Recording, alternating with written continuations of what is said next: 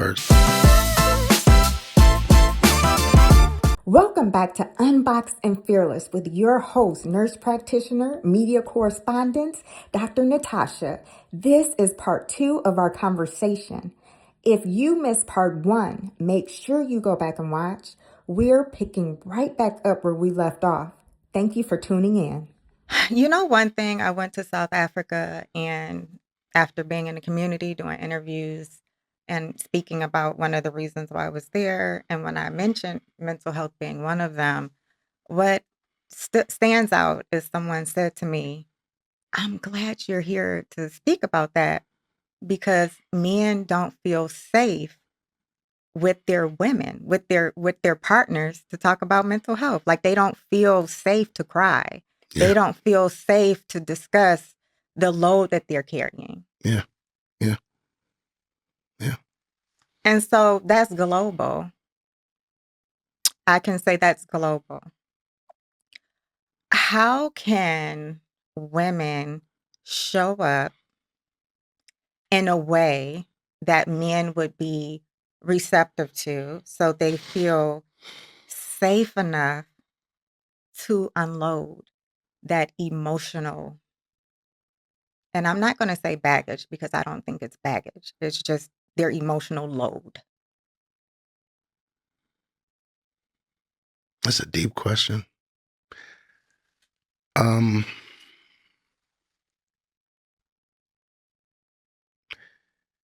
it goes back to the conversation. Um,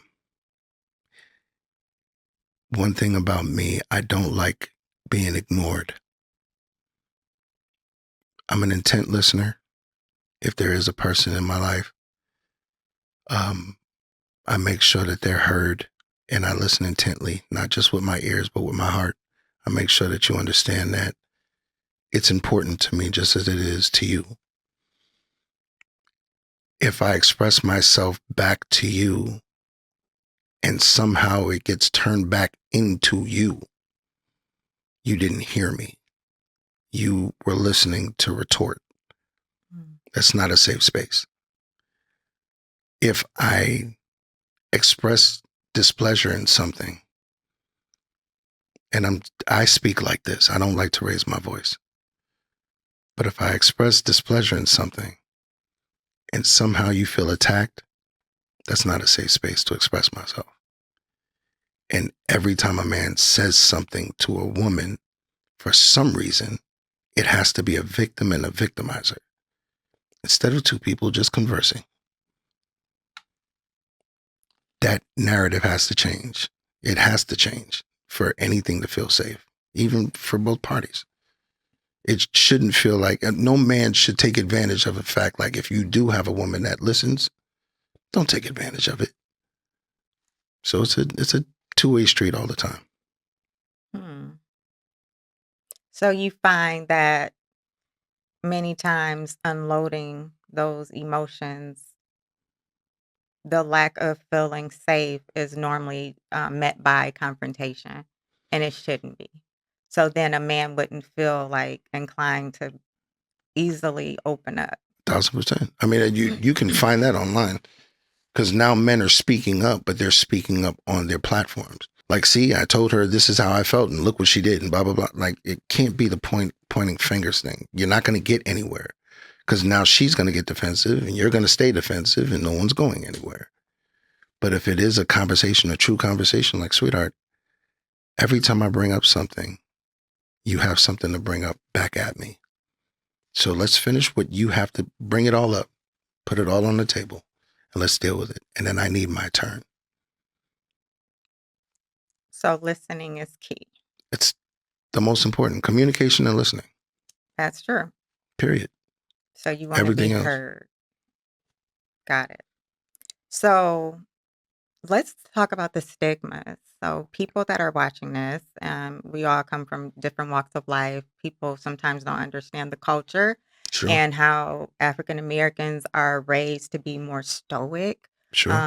and more based on spirituality. Can you talk about some of the stigmas in the community in terms of like why it wasn't spoken about in early days. And I think there's a trend now where people are feeling more safe to bring that to their platforms.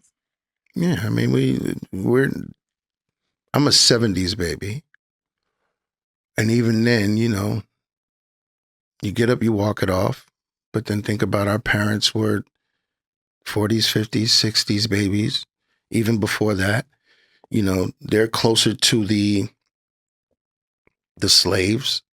Think about how the slaves had to deal with their pains and they had to hold in their emotions. Who were they expressing themselves to? Telling the next person that's going through the same exact thing what you're going through wasn't a thing. So you had to figure out how to get through it. So that just became the seed that planted everybody after it. And it just went with it. Now we're finally getting to a point where we're calling it mental health. But before, it's like, you need therapy. You're crazy.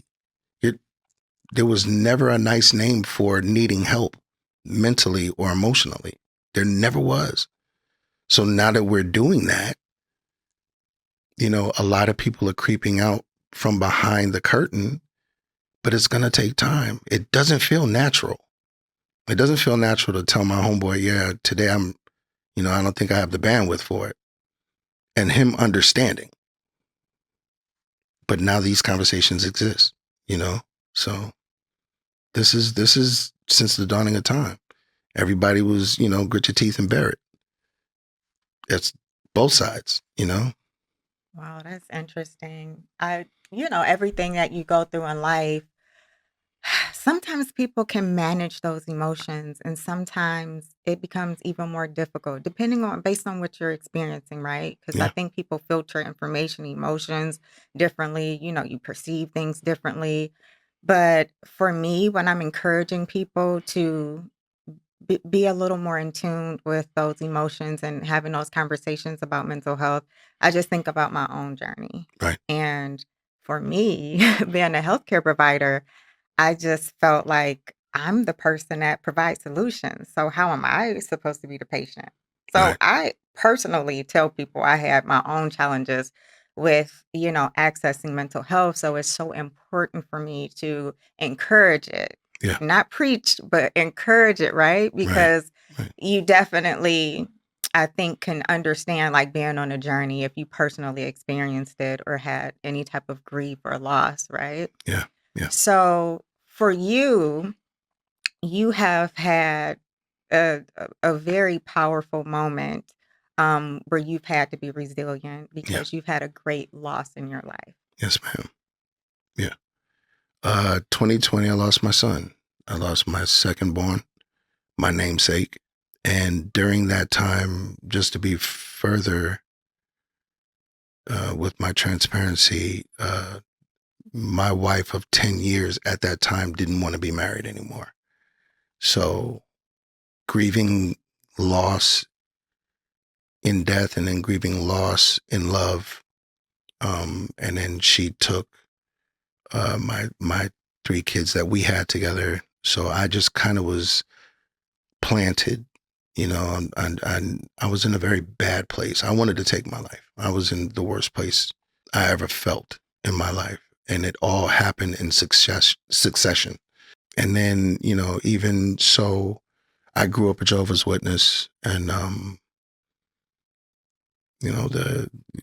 the punishment of what I was doing at that time, because I was really trying to numb myself, and I was smoking and drinking, and I couldn't talk to my family. I haven't spoken to them in some years, so all of that was lost.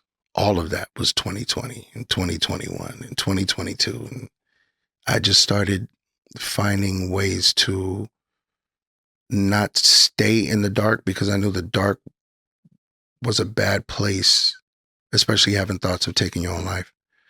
Um, so there are ways that you have to do a lot of work with this. I did get a therapist. I always shout her out, Dr. April. She was my saving grace.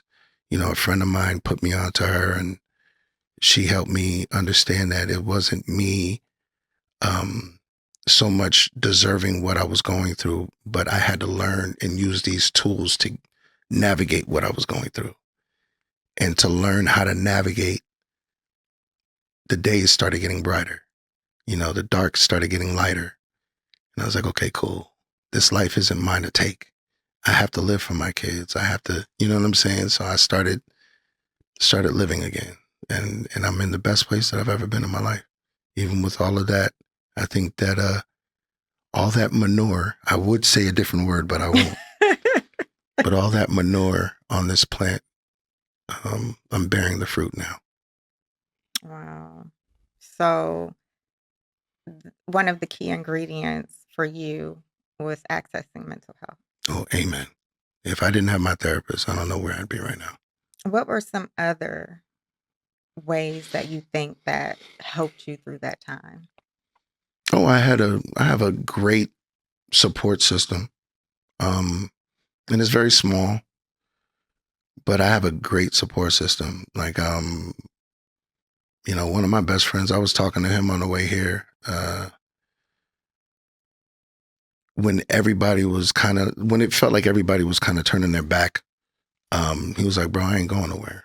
I'm not going anywhere. Going into work, when I lost my son, Dre, being my big brother, was like, bro, I'm sorry, but I just can't let you go home. Like, he saw me going through the worst and he was like, nah, come on, let's work. Let's do, you know what I'm saying? That's how men deal with it. It's like, nah, what can we do? What can we do to get you out of it? My brother's at the ICU, was locked in with me. And I have some amazing queens in my life. Like, I have, most of my village is just amazing women. And they really locked in with me on the nurturing side to make sure I just didn't tank out. So if I didn't have my circle, I don't know where I'd be. So I just think it takes a certain level of strength, mental strength. But I also learned recently that so many people don't know, like when they're in a space of suicidal or homicidal ideation, that there's different resources they could tap into. But if they also like have a plan, right, or are in crisis, there's a pound 988. There you go. I was in a room full of educated people, and maybe just a handful of people were aware of that resource. And so I think that, whenever we That's have a the beautiful thing. opportunity Yeah. to say pound 988, There you go. so the veteran community, they have their own number, but they also can access that. But it's always something that I just say. But just thinking about that moment in your life, that season in your life, and how you got through it, Yeah. that's something that can be encouraging for others. But what's hype about health, right? That's a segment where we talk about all things health and wellness, mental health, and it sounds like you're very compassionate about mental health, especially your journey and what Yeah. you've been through and your resilience. And right now, if there's someone watching this and they too are trying to heal, and that's the best way you can just put it, like That's it. regardless That's of what it is. the grief, some people have impaired coping mechanisms and not just, ready to heal. Yeah. But what would you say to them? Because you know how it feels being in that space, and they might have just walked home from the funeral, like Right. what are your words? What do you think would be impactful for them to hear to help them heal? This is all honesty. Sometimes they don't need to hear anything. They just might need to see someone present. I didn't want to hear anything. You couldn't tell me anything when I buried my son. What were you going to tell me? It was just going to be okay? I know how you feel. What am I going to be receptive in that moment? It's okay to cry. It's okay to purge. It's okay to be upset. It's okay to question everything. It's okay to question nothing. It's okay to close yourself away for a day or so. It's okay to grieve. It's not weak. Don't sit in it. When you need help, reach for help. Don't sit in it. You're not going to be able to get out of it by yourself. All the condolences in the world did not teach me that. You can't get through anything by yourself. There's a reason why we're all here. We're here for each other. But you're going to have to do it in your time. There's nothing wrong with crying. There's nothing wrong with grieving. Do that. Give it its proper time and its proper respect. There's a reason why we grieve. But don't sit in it. That's beautiful. Just like to take those. I like to mentally digest things and just let Process, it sit there, yes. right? Yes.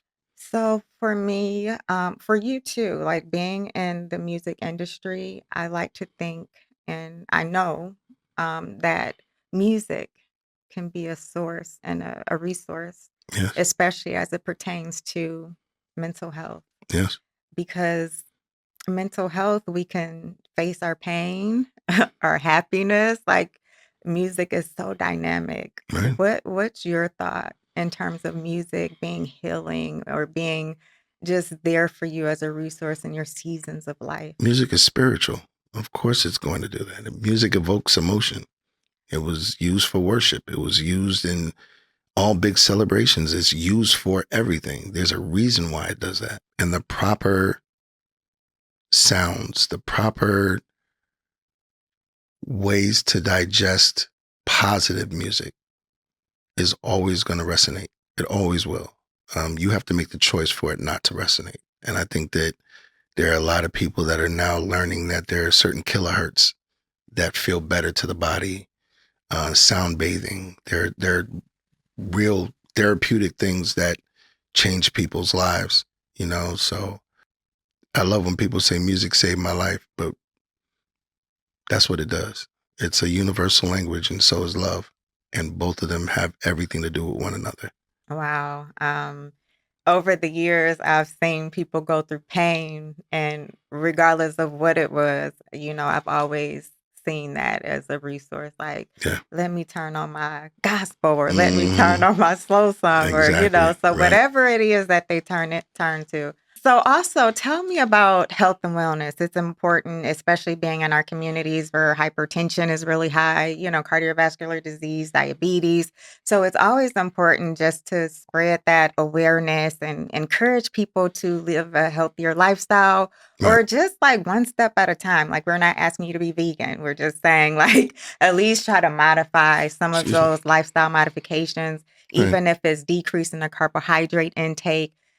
Exercise at least 30 minutes a day. But as long as you change your mindset, I think that's the first step, right? So I think, that's literally it. That's it. I think the only thing that I would jump in there and say is self-care day. If you need a day, if you need 2 days, if you need to take a week off, a month or something, you do want to, the same way you exercise your body and you exercise your insides with your nutrition, you want to exercise your spirit and you exercise your mental.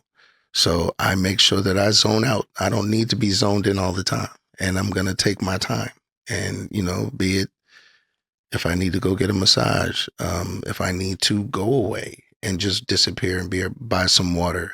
So it doesn't feel like everything is everything all the time.